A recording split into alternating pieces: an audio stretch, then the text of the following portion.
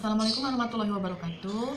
Kembali lagi di pelajaran bisnis online kelas 11 PDPM dan melanjutkan materi yang lalu, yaitu kali ini kita akan bertemu di pertemuan ketiga dan langsung saja ke materi ya. Ya, di sini bisa kalian lihat hari ini pembahasannya itu masih seputar tentang yang namanya memahami yang namanya bisnis online ya. Jadi untuk kali pertama ini maka ibu akan menjelaskan yang namanya bagaimana sih bisnis online itu bisa dilakukan dan akan memberikan kesuksesan bagi si penggunanya ya. Jadi di pertemuan yang lalu pada saat kita tatap muka, nah itu kalian sudah tahu mengenai sedikitnya informasi mengenai bisnis online ya.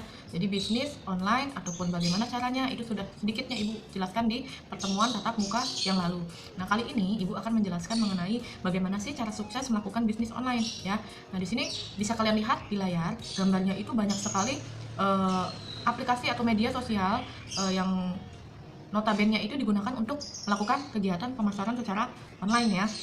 Oke, nah ketika kita mempelajari bisnis online, maka kita juga harus mempelajari yang namanya minat ataupun hal-hal yang disukai oleh konsumen atau calon pembeli kita ya. Jadi kita juga harus mempelajari apa yang disukai oleh konsumen dan apa yang dilakukan orang ketika online ya. Jadi kita harus tahu orang ketika online itu ngapain aja ya. Kita harus sedikitnya sudah survei terlebih dahulu. Selanjutnya,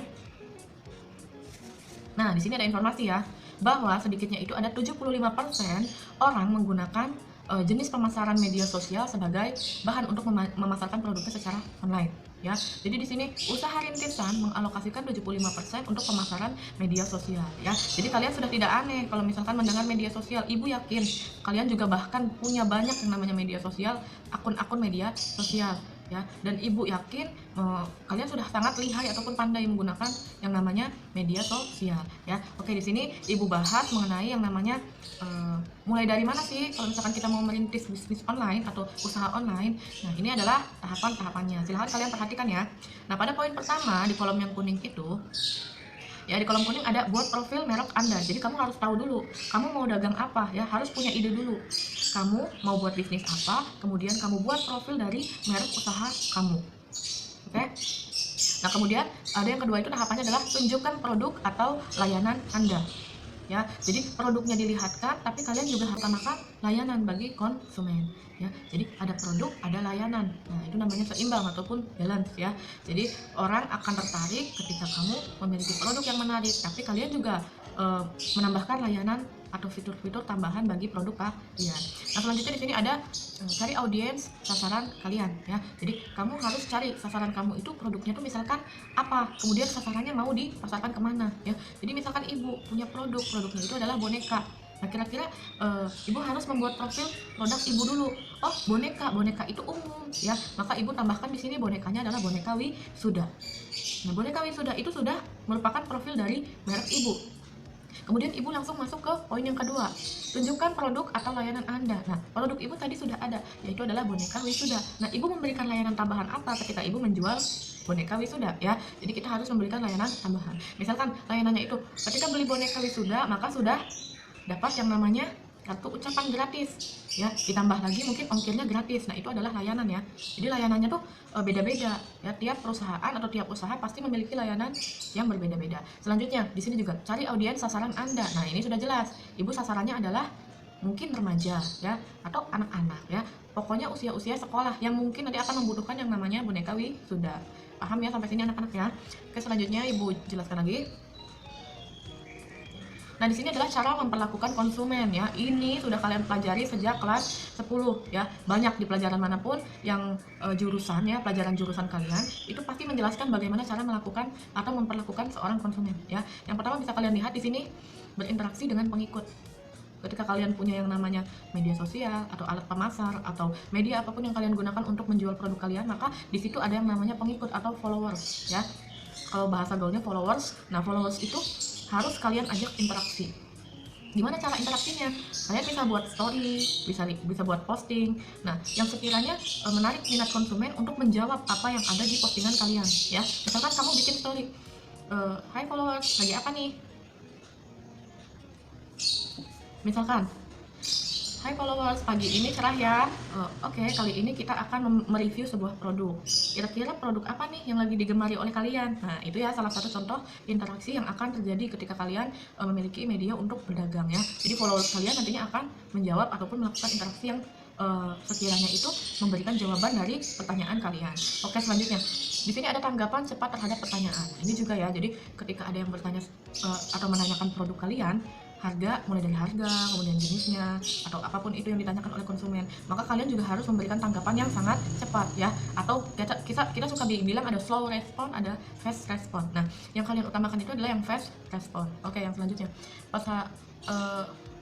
yang selanjutnya itu adalah pesanan dan bantuan yang cepat. Nah, ini juga pesanan dan bantuan yang cepat ini sangat disukai oleh yang namanya konsumen ya. Pesan hari ini besok sudah datang, atau pesan hari ini 2 hari langsung datang. Nah, itu akan memberikan kepuasan tersendiri bagi konsumen. Nah, selanjutnya yang keempat ya, pesanan dan bantuan yang cepat. Oke, ini sama ya seperti yang tadi ya. Nah, yang kelimanya itu adalah mengirimkan sesuai janji. Nah, ini juga berarti posisinya tokonya amanah ya. Selanjutnya ada menjaga kepuasan pelanggan. Nah, ini inti dari semua yang tadi dibuat itu adalah untuk menjaga yang namanya kepuasan dari seorang pelanggan ya. Ketika ada konsumen yang membeli secara terus-menerus, berarti dia merasa puas, merasa cocok dengan toko kita, dengan produk kita. Oke, selanjutnya. Nah, di sini bisa kalian lihat ya. Kalau kalian berbicara dengan ibu masalah bisnis online, nah kalian harus tahu juga di sini tempat atau merek bermula ya. Jadi sebuah tempat yang sekiranya dapat memunculkan atau mentenarkan atau memviralkan sebuah merek itu, ini platformnya ada dua ya. Ada dua, yaitu adalah media lewat Facebook ya ataupun Instagram. Kedua-duanya ini adalah media sosial atau sosial media. Oke, lanjut. Nah, selanjutnya di sini ada cara kerja merek online ya. Jadi ini ada review dari contoh jadwal online dan kalian bisa mengikutinya ya. Jadi yang pertama itu ketika kalian akan memasarkan produk secara online, maka kalian harus apa? Memilih fotonya dulu untuk membuat desain. Jadi kamu harus pilih foto dan kalian buat desainnya. Ya, desain itu sangat penting bagi produk kalian. Ketika produk kalian ditampilkan dengan bagus, maka posisinya apa? Akan memberikan rasa tertarik ya. Jadi menarik minat pelanggan dulu untuk melihat produk, untuk mengklik foto. Nah, selanjutnya itu ada menulis suara yang efektif ya. Jadi kalian di sini harus bikin yang namanya kata-kata pemasaran ya. Dan selanjutnya silakan kalian unggah kontennya ya. Kemudian yang selanjutnya itu ada terhubung dengan pengikut. Jadi silakan kamu sebarkan secara luas, tapi kamu khusus memberikan yang namanya pengingat kepada yang namanya pelanggan kalian ya. Jadi pelanggan kalian itu ketika sedang online, kemudian ada pengingat dari kamu ya, bahwa kamu posting ini. Nah, nanti pelanggannya akan langsung melihat ya. Itu adalah poin yang cukup penting ya. Jadi menarik minat pelanggan itu sangat penting. Selanjutnya lagi ada memilih testimoni. Nah, testimoni ini juga sangat berpengaruh ketika kalian memasarkan produk secara online ya. Jadi pelanggan itu akan percaya ketika sudah ada pembeli yang merasa puas dengan produk kalian, dan ketika lihat testimoninya pelanggannya merasa puas, maka di situ juga pelanggan yang lain akan ikut mencoba atau melanjutkan pembelian ya, merasa yakin untuk melakukan pembelian.